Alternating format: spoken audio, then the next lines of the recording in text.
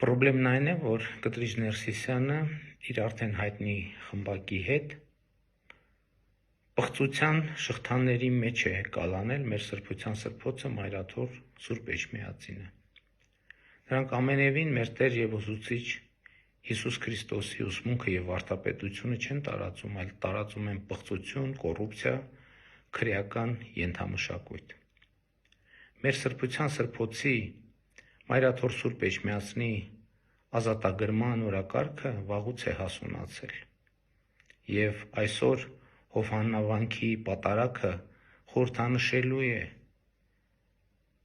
մեր սրբության սրբոցի Մայրաթոր Սուրբ Էջմիածնի ազատագրման գործնական փուլի մեկնարկը, և մեզնից յուրաքանչյուրը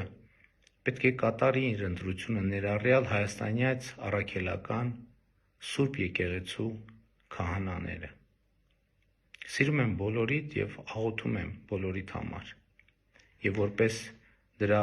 առհավատչա ուզում եմ ձեզ հետ խոսել Սաղմոսով։ Սաղմոս համար 1. Իրական ճշմարտությունը։ Սաղմոս Դավթի։ Երանելի այն մարդը, որն ամբարիշտների խորհրդով չի շարժվում,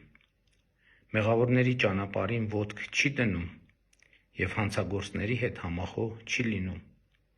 այլ հաճույք է ստանում Տիրոջ օրենքներից և գիշեր-ցերեկ խորհում է նրա պատվիրանների մասին։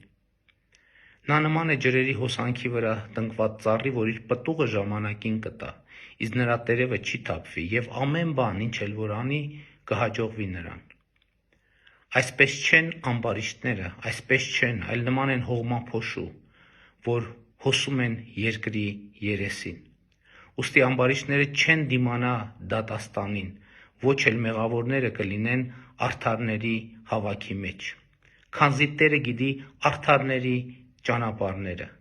իսկ ամբարիշտների ճանապարհները կորստյան են տանում։